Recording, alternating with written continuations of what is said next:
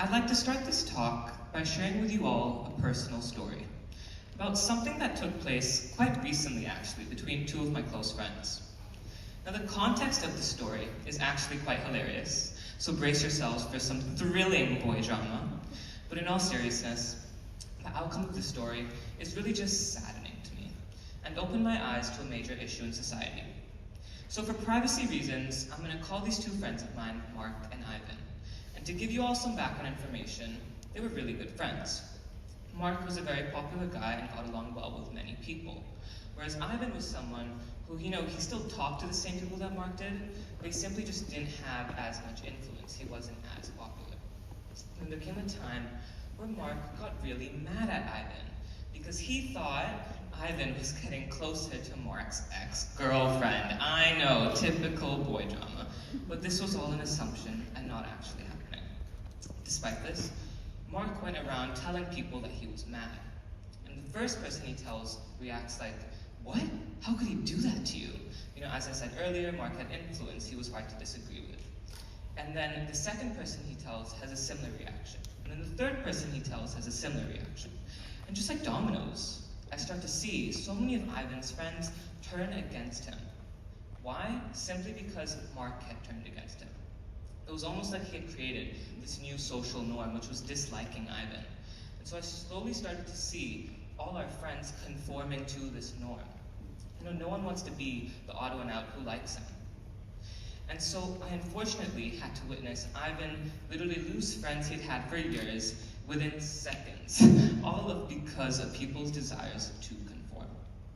Even if it went against what they actually believed, they all still went with it, conformed, and acted like what some would call sheep.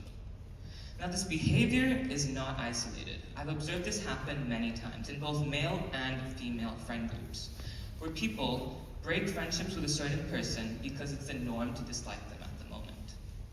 And what I've just described to you is the problem of negative conformity, the succumbing to societal norms. And from what I've observed, one of the root causes of this is the lack of self-confidence. Good afternoon, ladies and gentlemen. My name is Hrithik, Samtani, and today I'm going to be discussing how confidence and this issue of conformity interlink. Now, confidence is a very vague term that's often thrown around. When we first hear the word, we think strong, we think loud, we think dominant. To some extent, yes, they overlap. But I would argue confidence is something much more revolutionary. I like to think of confidence as this genuine belief in yourself. It's the conviction that drives you, the certainty and inner peace you feel about who you are, what your values are, and being proud of that. And the unfortunate truth is that teenagers today are significantly lacking in this. In fact, findings from the ACT Youth Center have revealed that 1/3 to 1/2 of adolescents around the world significantly struggle with this. And that is a massive number for a problem that is only getting worse day by day. So it really makes one ponder, why is this such a large-scale issue? Well, research suggests that having a lack of confidence can be caused by a variety of factors, such as, facing unrealistic expectations from your parents growing up, or perhaps, in general, having very negative childhood experiences, or definitely today, social media pressures.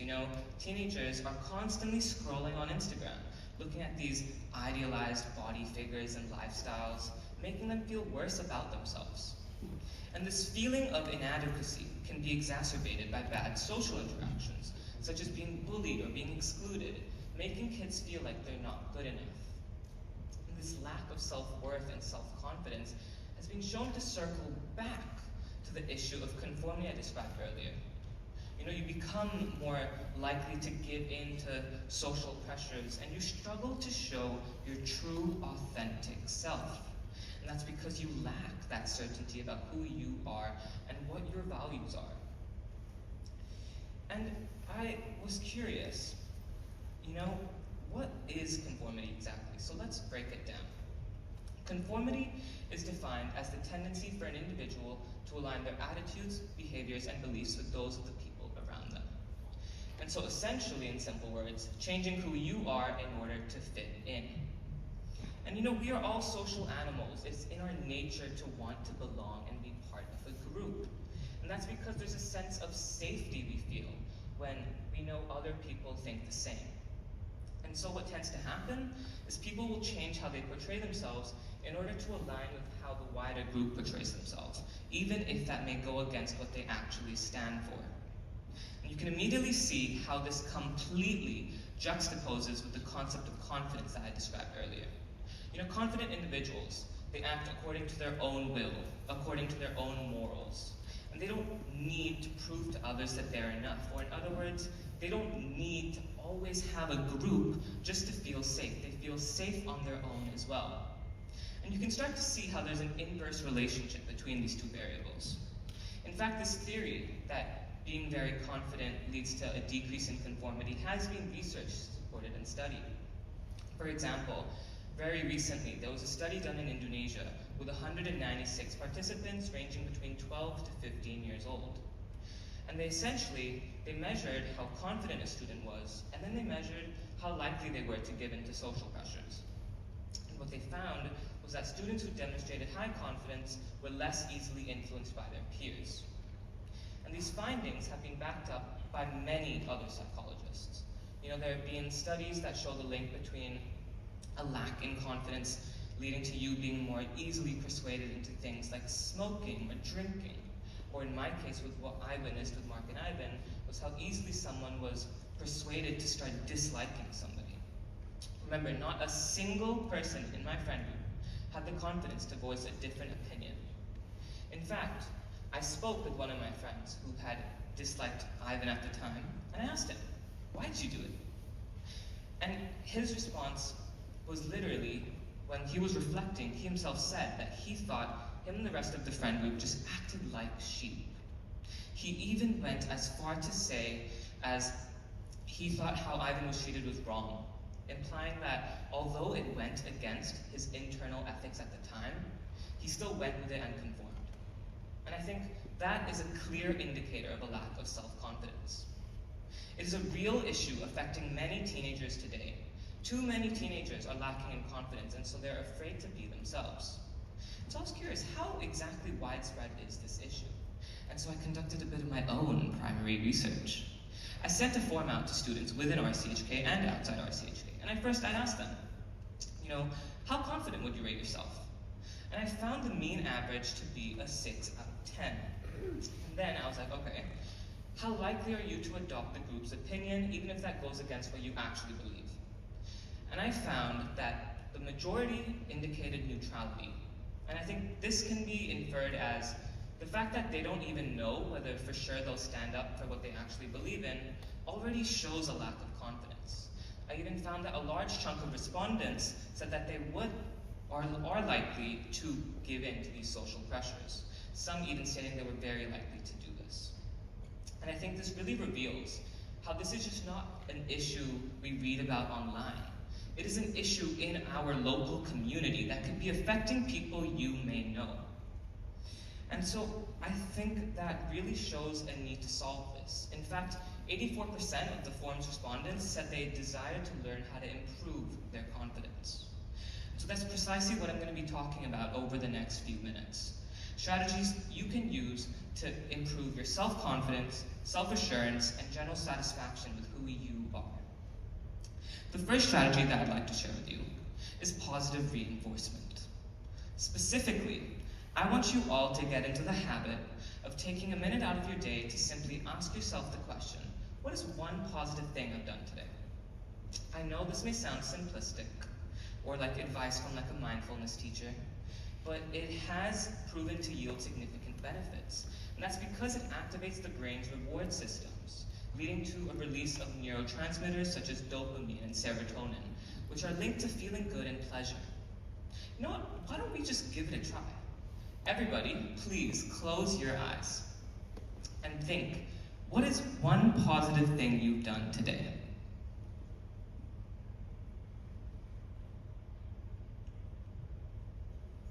Now open your eyes.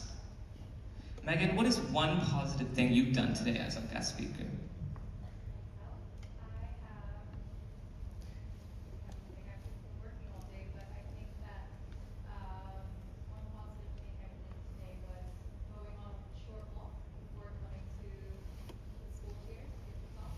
That's great. I hope you continue doing that.